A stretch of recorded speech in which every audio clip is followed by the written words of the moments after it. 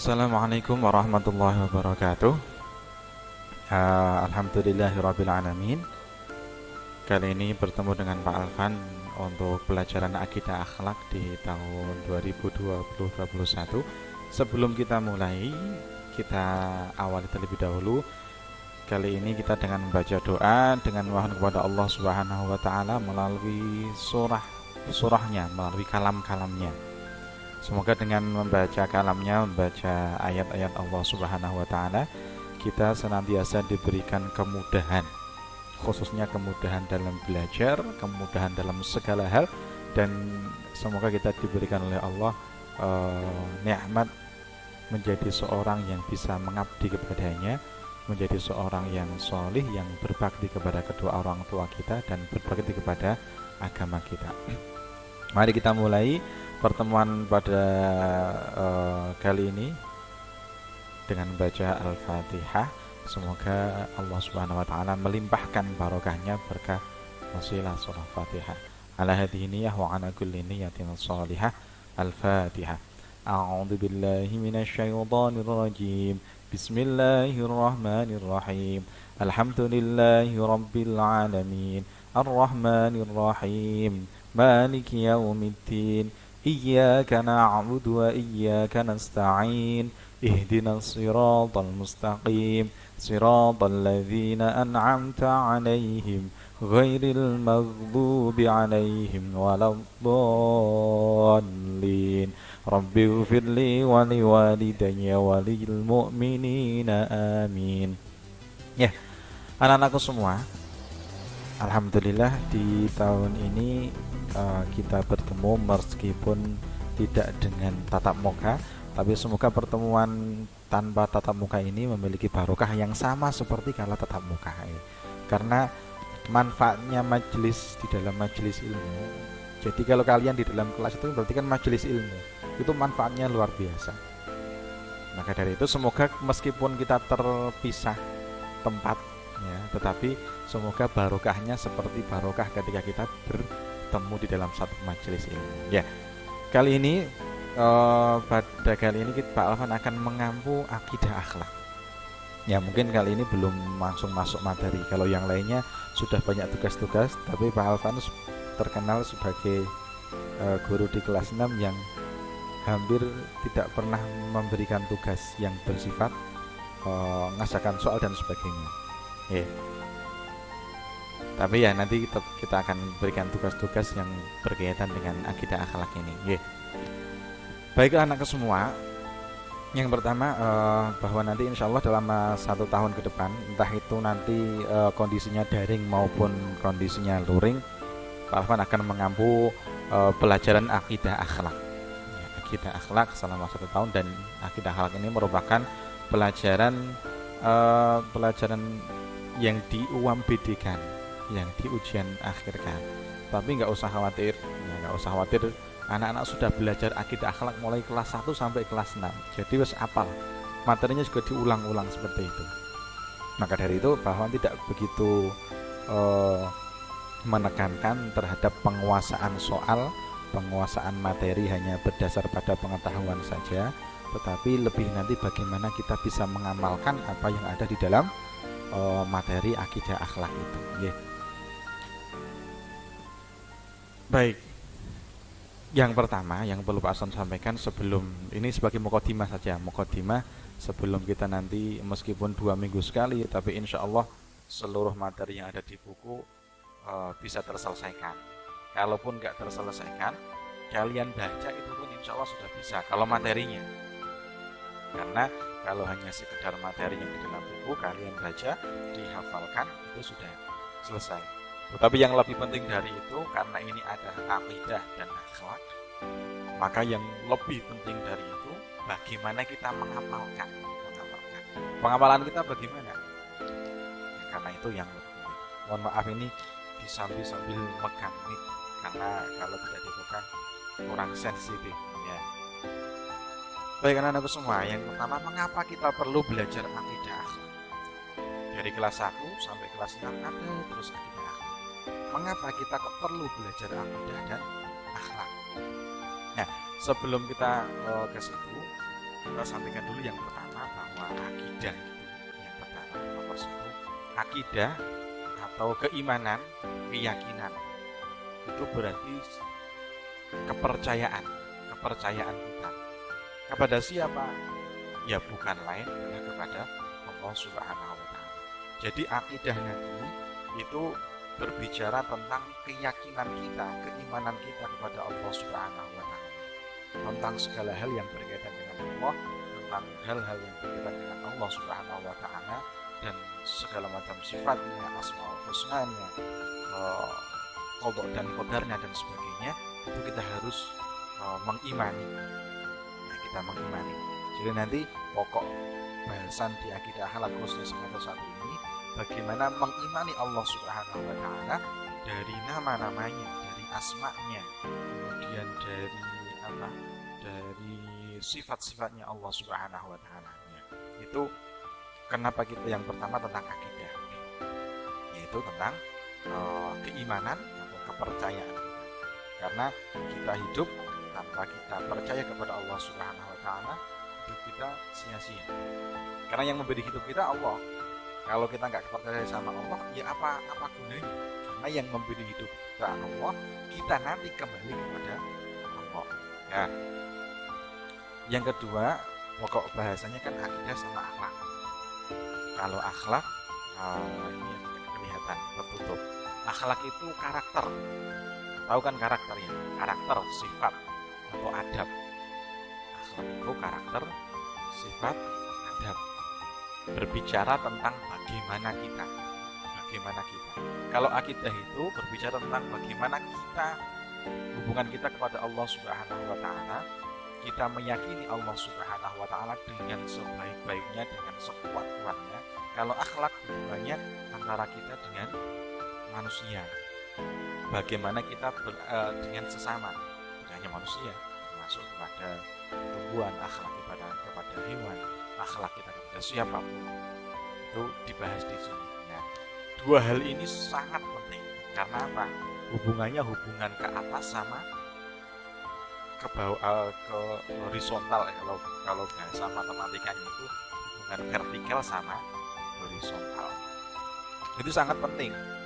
Kita harus memikirkan bagaimana hubungan kita kepada Allah Subhanahu wa Ta'ala, tapi juga harus memikirkan hubungan kita kepada makhluknya Allah. Ya, lanjut. Tidak terlalu lama.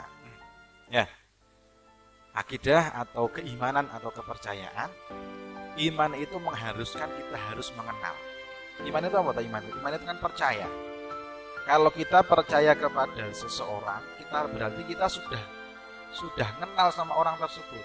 Misalnya Mas Bayu mempercayakan urusannya kepada Mas Erol misalnya. Mas Bayu dipercayakan urusannya kepada Mas Erol. Berarti antara Mas Bayu dengan Mas Bayu itu sudah kenal sama Erol. Kalau nggak kenal ya nggak mungkin percaya. Yang belum kenal baru ketemu kok bisa mempercayakan diri apapun, nggak bisa. Pasti dia sudah kenal dulu, sudah tahu. Begitu juga kita kepada Allah Subhanahu wa Ta'ala.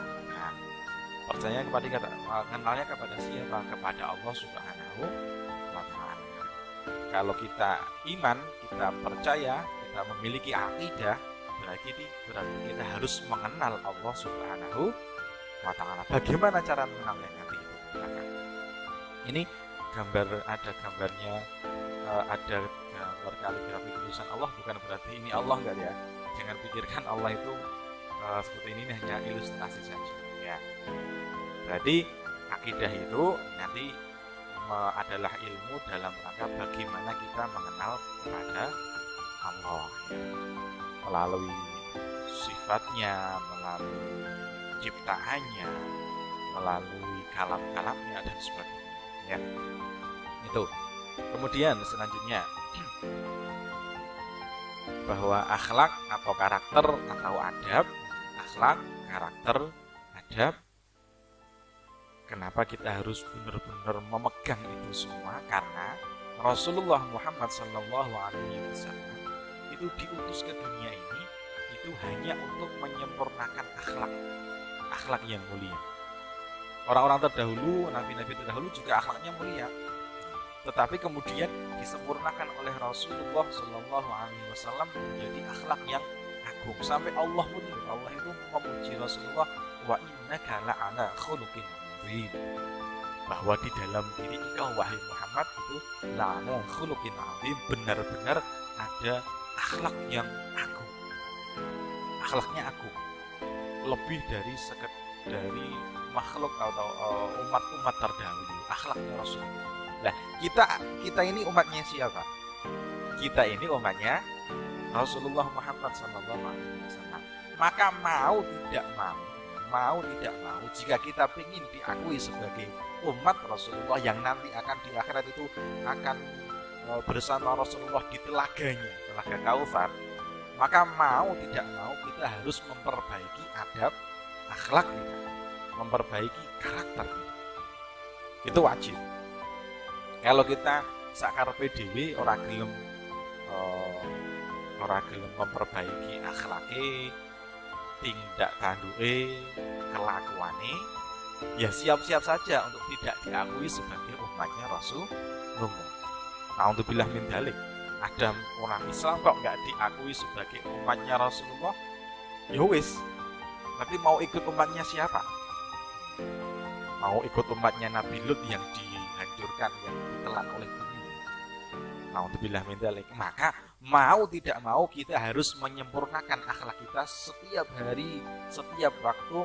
Kita harus konsentrasi kepada akhlak kita. Aku kudu dadi bocah sing apik. Akhlakku kudu akhlak sing apik. Aku kudu duwe adab sing apik. Gini. Karena akhlak itu lebih didahulukan daripada ilmu kalau dalam belajar. Jadi kita belajar adab dulu, baru belajar ilmu. Ya, kalau ngamalkannya nanti ya bersamaan barengan. Tapi kalau dalam belajar kita jauh dituntut untuk belajar tentang adab terlebih dahulu, akhlak terlebih dahulu, baru kemudian belajar ilmu. Ya, maka dari itu ini sangat penting kita pelajari.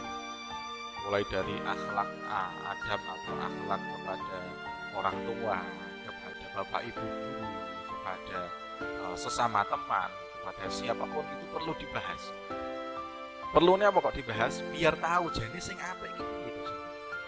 Sing apik, akhlak yang baik kepada orang tua yang baik seperti apa, Pak?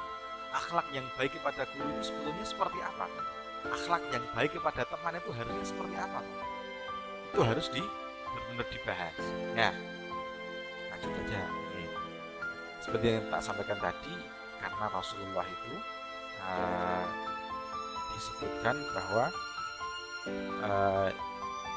innama bu'itsu liutammima makarimal akhlaq. Innama bu'itsu liutammima makarimal akhlaq. Sesungguhnya aku Rasulullah itu diutus oleh Allah Subhanahu wa taala itu untuk menyempurnakan akhlak yang baik. Rasul diutus ke dunia ini untuk menyempurnakan akhlak yang baik. Rasulullah diutus untuk siapa? Untuk umatnya. Kita umatnya bukan? Umatnya lah. Maka kita sebetulnya sebagai objek. Awak dewe ini sebagai objek Rasulullah untuk disempurnakan akhlaknya. Ben melu-melu seperti akhlaknya Rasulullah. Maka dari itu mau tidak mau kita harus sekuat tenaga untuk berakhlak yang baik, beradab yang baik sesuai yang diajarkan oleh Rasulullah Muhammad SAW. Ya, ini nanti ini sebagai tugas hari ini, tugas yang langsung ditulis.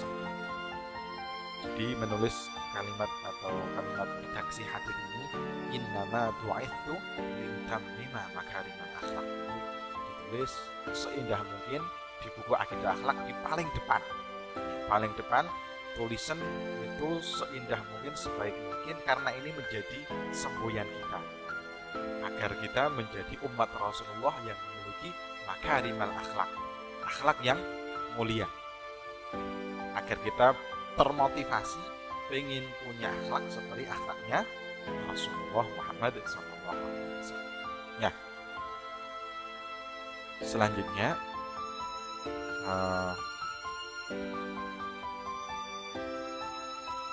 ini artinya bahwa Rasulullah diutus untuk menyempurnakan akhlak yang mulia. Ya. Maka siapakah pemilik akhlak terbaik itu? Maka sudah bisa dipastikan, kita sudah bisa menjawab bahwa orang yang memiliki akhlak yang paling sempurna, akhlak yang terbaik itu dimiliki oleh Rasulullah Muhammad Sallallahu Alaihi Wasallam. Dan itu kita sangat bersyukur kita merupakan umatnya Rasulullah. Kita menjadi umatnya Kanjeng Nabi Muhammad Sallallahu Alaihi Wasallam, umatnya seorang yang memiliki akhlak yang terbaik. Maka kita juga harus punya motivasi, harus punya akhlak yang terbaik pula di antara umat yang lain. Ya, akhlak dan adab ini salah satunya fungsi utamanya, salah satunya itu adalah untuk membedakan mana yang manusia, mana yang hewan. Gini, manusia sama hewan itu sebetulnya sama kan? Manusia sama hewan itu sebetulnya sama. Samanya gimana Pak? Ya beda Pak. Hewan itu kaki nyampat kok, enggak masalah itu. Manusia itu sebetulnya dijuluki sebagai hayawanun natik, hewan yang berbicara. Sebabnya apa? Sebabnya menungso kuwi sama hewan sebetulnya secara hadiahnya meh podo. Maksudnya apa? Hewan makan, ya toh, hewan makan. Coba Mas Pandu makan nggak? Makan. Hewan makan, Mas Pandu juga makan. Berarti podo toh antarane Mas Pandu sama hewan dalam hal makannya loh ya, makannya. Berarti kan sama kan ya? Ya. Berarti sama-sama makan. Tetapi bedanya apa? Bedanya kalau hewan nggak memiliki adab akhlak dalam makan, tetapi kalau Mas Pandu pasti punya akhlak dan adab dalam makan. Nek hewan dimanapun tempatnya kira-kira ono panganan sing enak langsung disaut dipangan. Itu hewan. Mereka nggak mungkin mau mbah kula nyuwun rumpute mbah, ora mungkin langsung disaut. Nggak mungkin kok Bismillahirrahmanirrahim Allahumma barik lana fima razaqtana mau terus dimakan, nggak mungkin. Nggak mungkin karena apa? Mereka nggak memiliki adab dan akhlak. Lah kita memiliki adab dan akhlak. Maka seperti Mas Pandu tadi, kalau makan ya harus dengan adab dan akhlak yang baik. Kalau bukan makanannya ya dimakan. Kalau sudah punya makanan, maka kemudian makan diawali sambil dengan berdoa. Makannya sambil duduk dengan tangan kanan. Kemudian setelah selesai membaca doa. Itu adab-adab dalam makan. Nah, yang membedakan kita dengan hewan yaitu adab itu. Hewan makan, kita makan. Bedanya adabnya. Hewan kalian semua Pak Alfan yakin pasti juga, nggak mungkin orang hewan kalian juga Pak Alfan juga. Tapi yang membedakan apa? Hewan nggak punya adab dan akhlak dalam kalau kita punya. Apa ada? Lihat hewan mau baca doa dulu, Allahumma inni a'udzubika minal khubuthi wal khaba'ith. Enggak ada. Enggak mungkin ada hewan yang seperti itu. Ya. Lah kalau kita kok sampai melakukan seperti hewan, arep mlebu kamar mandi wis meneng wae. Ning jero yo malah ngobrol bersuara karepe dhewe, keluar kamar mandi juga enggak sambil doa, maka kita hampir sama seperti itu. Lah biar beda, maka ada adab-adabnya. Mulai dari makan, buang air, kemudian tidur, macam-macam itu ada adabnya. Nah, itu salah satunya adalah untuk membedakan antara kita dengan hewan, untuk membedakan antara kita dengan hewan. Nah, itu pentingnya kita belajar akhlak dan adab, termasuk kita belajar akidah tadi. Nah, wes itu dulu saja untuk mukadimah. Ini sekedar closing sebagai penutup. Tapi ini justru sangat penting ya. Alfan menyampaikan salah satu hadisnya Rasulullah dalam salah satu riwayat disebutkan beliau ngendika aulan nas bi yaumal qiyamah aktsarahum alayya sholatan. aulan nas bi yaumal qiyamah aktsarahum alayya sholatan. Orang manusia yang paling dekat denganku, aulan nas, seorang manusia yang paling dekat denganku yaumal qiyamah, nanti di hari kiamat, adalah aktsarahum alayya sholatan, adalah mereka yang paling banyak menyampaikan sholawat dan salam kepadaku, adalah mereka yang paling banyak mengucapkan atau menyampaikan sholawat kepadaku. Nah, ini perlu kita perhatikan bersama. Pak Alvan juga yakin kalian di kelas 5 juga dibiasakan oleh Budia, Pak Wahyu, dan siapa Budi ini untuk daim mendawamkan membaca sholawat. Begitu juga di awal kelas 6 ini kita kembali merefresh kembali bahwa sholawat itu suatu amaliyah yang istimewa, suatu amaliyah yang utama. Karena apa toh? Allah Subhanahu wa Ta'ala itu memerintahkan sholawat itu sebelumnya dicontohi dulu. Allah itu memberi teladan dulu. Teladannya apa? Kalau di khutbah Jumat itu kan sering dikatakan fa'lamu annallaha shalla 'alan nabiyyi qatima wa bada'a bi nafsihi ta'lim. Allah Subhanahu wa Ta'ala itu memerintahkan kita untuk beribadah berupa sholawat kepada Rasulullah, itu dicontohi dulu. Allah memberi teladan dulu, dan para malaikat. Tidak ada satupun ibadah di dunia ini kecuali sholawat yang Allah itu memberi contoh dulu. Kalimatnya di Al-Quran kan, innallaha wa malaikatahu yusholluna 'alan nabi ya ayyuhalladzina amanu shollu 'alaihi wa sallimu taslima. Jadi Allah dan para malaikat itu yusholluna 'alan nabi. Mereka, Allah dan mereka para malaikat itu yusholluna 'alan nabi, berselawat senantiasa, selalu. Karena itu fi'il mudhari. Ini fi'il mudhari itu selalu berselawat kepada Nabi Muhammad. Baru kemudian ya ayyuhalladzina amanu shollu 'alaihi wa sallimu taslima. Wahai orang-orang yang beriman. Ini perhatikan, wahai orang-orang yang beriman. Kalau kita merasa beriman, berarti kita harus merasa dipanggil oleh Allah, diperintah oleh Allah dalam hal ini. Apa perintahnya? Shollu 'alaihi wa sallimu taslima. Sampaikan sholawat kepada Nabiku Muhammad, wasallimu, dan sampaikan selamat, taslima, dengan selamat atau ungkapan selamat atau salam yang sebaik-baik salam. Nah, maka dari itu ini suatu amal yang utama. Tidak ada satupun amaliyah di dunia ini kecuali sholawat yang Allah itu sebelum perintah itu melakukan dulu. Allah nyuruh zakat, wa atuz zakata, tapi Allah nggak pernah zakat. Allah menyuruh kita sholat, aqimis sholat li dzikri, Allah tidak pernah sholat. Allah menyuruh kita untuk haji ke Baitul Haram, walillahi 'alan nasi hajjul baiti man istata'a ilaihi sabila, tapi Allah tidak pernah melakukan ibadah haji. Tetapi kalau sholawat, Allah itu memerintahkan kepada kita, tetapi Allah sudah mencontoh itu. Ini luar biasa, satu amaliyah yang perlu kita dawamkan, perlu kita istiqomahkan. Maka dari itu ini tugas untuk 1 minggu, selama 1 minggu, dan harapannya Pak Alvan tidak hanya 1 minggu, ini kita dawamkan, kita istiqomahkan sampai kapanpun, sampai ila akhiril hayat. Apa tuh Pak? Sering baca sholawat. Nah, tugasnya Pak Alvan tidak tugas soal, tapi selama 1 minggu ini silahkan mendawamkan sholawat ini, dicatat. Nanti tak kasih contoh untuk catatannya bagaimana. Ada yang tanya, loh ngomong tadi dicatat Pak? Aku sudah baca sholawat tapi nggak perlu tak catat, karena yang tahu cuma saya, Allah sama malaikat. Nggih, ya. Ini ya betul lah. Tetapi gini, sholawat kan ibadah. Ini sebagai motivasi kita. Dicarti motivasi. Hari ini 100, wah, besok harus bisa 200. Besok harus bisa istiqomah seperti ini terus. Sama seperti belajar. Kalian belajar karena siapa? Karena Allah. Karena Allah, pasti karena Allah.